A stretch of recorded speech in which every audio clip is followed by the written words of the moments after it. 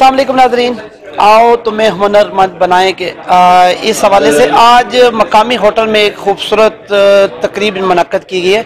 आज के जो सेमिनार है वो मोबो राइट के ज़ेर एहतमाम था।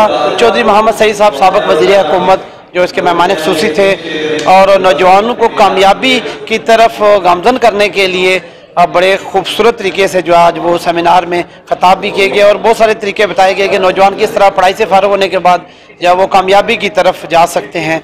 चौधरी सईद साहब से बात करते हैं इस हवाले से, वो क्या कहते हैं। अस्सलाम वालेकुम। शुक्रिया। आज बड़ा अच्छा डिजिटल टेक्नोलॉजी के इस्तेमाल और उसको ज़िंदगी में कैसे पेशे के तौर पे अपनाया जा सकता है उस पर बड़ी मुफीद बातें हुई। ये एक बड़ा अच्छा सेमिनार था और मैं समझता हूँ कि आने वाले साल जो हैं वो डिजिटल टेक्नोलॉजी के लिए ही हैं और ये वक्त है कि हम सीखें। एक ख्याल ये है कि हम दुनिया से सिर्फ 3 साल पीछे हैं। हमारे पास बहुत बड़ी यूथ है जो इस सारी टेक्नोलॉजी को अगर सीखे और इसका इस्तेमाल मुस्बत करे तो हम शायद दुनिया से बहुत पीछे ना हैं। तो नौजवानों के लिए क्या मैसेज है कि वो किस तरह अपने आप को, अगर वो जिनको नौकरियां नहीं मिलती, वो किस तरह अपने आप को कामयाब बना सकते हैं? मैं तो आपने कहा सरकार में रहा हूँ। सरकार में तो नौकरियों की तादाद बहुत कम है और सबको नहीं मिल सकती और सरकार के पास कोई शायद इतना इनोवेटिव इश्यूज़ भी नहीं है, जज्बा ही नहीं है कि वो इसको लेकर आगे चल सके।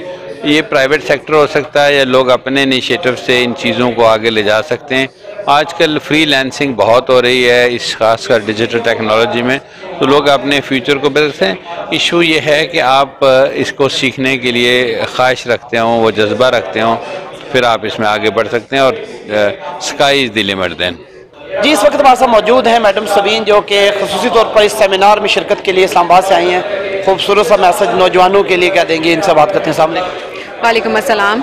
सबसे पहले तो बहुत खुशी हुई आज मुझे डिजिटल कश्मीर सेमिनार में शिरकत करके, क्योंकि ऐसे प्लेटफॉर्म, ऐसी एक स्पेस प्रोवाइड करना यंगस्टर्स को, ये बहुत सारे लोग नहीं कर रहे होते। स्पेशली ऐसी जगहों के ऊपर बहुत सारे लोगों को मैंने सुनते हुए देखा कि उनके पास प्लेटफॉर्म नहीं है सीखने के लिए, लोग नहीं है, मेंटोर्स नहीं है। सो बेसिकली आपको पता है कि अब तो दौर ही डिजिटल दौर है कि लोग यही चाहते हैं कि बस उनके हाथ में फ़ोन हो और बहुत सारी चीज़ें हो जाए, जो कि अब हो भी रहा है।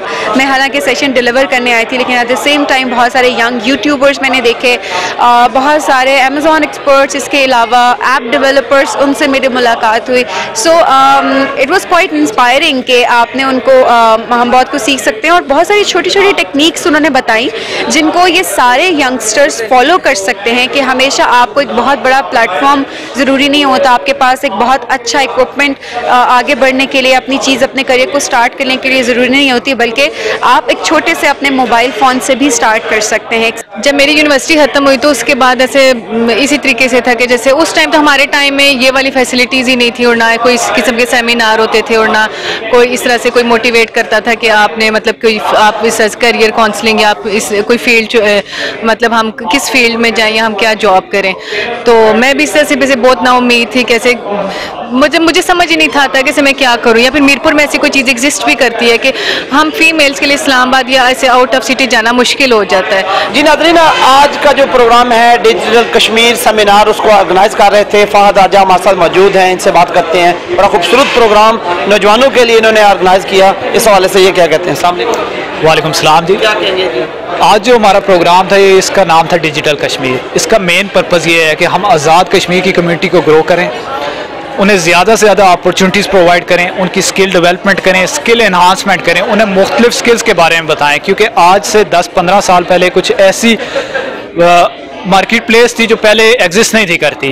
यूनिवर्सिटी ख़त्म करने के बाद और जॉब्स ना करनी पड़े, वो अपनी फील्ड की तरफ, जिस चीज़ में वो इंटरेस्ट रखते हैं वो उसकी तरफ जाएं और उसमें रिलेटिव फील्ड में एक्सपीरियंस हासिल करें। जी बहुत शुक्रिया। फहद आजा हमारे साथ मौजूद थे। इनका ये कहना था कि नौजवान अपने आप को हुनरमंद बनाएं, घर में फारग बैठने से बेहतर है कि तालीम हासिल करने के बाद इनके प्लेटफॉर्म पे इस्तिफादा हासिल करके कामयाबी की राहों पर गामज़न हो सकते हैं। इजाज़त दीजिए, अल्लाह हाफ़िज़ नासिर।